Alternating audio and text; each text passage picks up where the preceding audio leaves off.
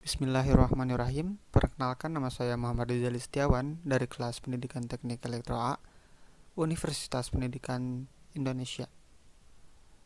Mata kuliah Pendidikan Pancasila di bawah dosen pembimbing Bapak Supriyono. Jadi di sini saya akan berbagi pengetahuan atau knowledge sharing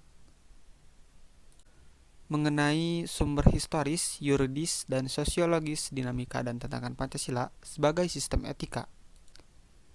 Yang pertama, sumber historis Pancasila sebagai sistem etika. Pada zaman Orde Lama, Pancasila sebagai sistem etika masih berbentuk sebagai Philosophisch Grundlage atau Weltanschauung, yang artinya nilai-nilai Pancasila belum ditegaskan ke dalam sistem etika, tetapi nilai-nilai moral telah terdapat di pandangan hidup masyarakat. Masyarakat dalam masa Orde Lama telah mengenal nilai-nilai kemandirian bangsa yang oleh Presiden Soekarno disebut dengan istilah berdikari atau berdiri di atas kaki sendiri. Pada zaman Orde Baru, Pancasila sebagai sistem etika disosialisasikan melalui pendaftaran P4 dan diinstitusionalkan dalam wadah BP7.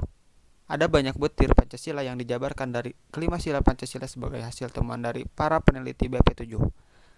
Pada era reformasi, Pancasila sebagai sistem etika tenggelam dalam hiruk-pikuk perebutan kekuasaan yang menjurus kepada pelanggaran etika politik. Salah satu bentuk pelanggaran etika politik adalah abuse of power, baik oleh penyelenggara negara di legislatif, eksekutif, maupun yudikatif. Penyalahgunaan kekuasaan atau kewenangan inilah yang menciptakan korupsi di berbagai kalangan penyelenggaraan negara.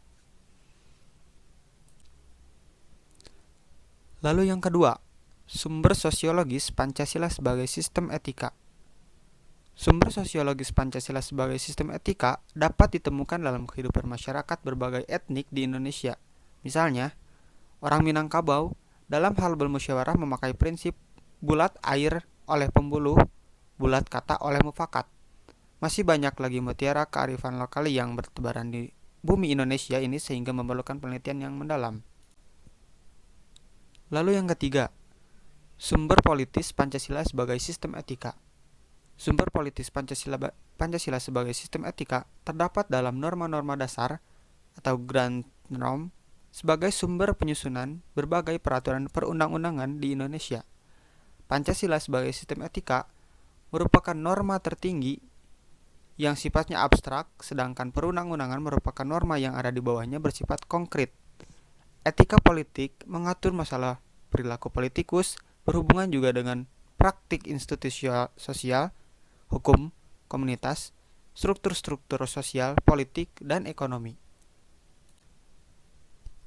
Lalu ada argumen tentang dinamika Pancasila sebagai sistem etika, yaitu pada zaman Orde Lama, pemilu diselenggarakan dengan semangat demokrasi yang diikuti banyak partai politik, tetapi dimenangkan 4 partai politik, yaitu PNI atau Partai Nasional Indonesia, lalu Parmusi atau Partai Muslimin Indonesia, lalu PNU, Partai Nahdlatul Ulama, PKI, Partai Komunis Indonesia.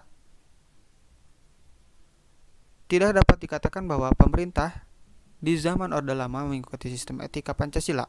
Bahkan ada tudingan dari pihak Orde Baru bahwa pemilihan umum pada zaman Orde Lama dianggap terlalu liberal karena pemerintahan Soekarno menganut sistem demokrasi terpimpin yang cenderung otoriter. Mungkin sekian knowledge sharing dari saya saat kali ini. Maaf bila banyak salah-salah kata. Wassalamualaikum warahmatullahi wabarakatuh.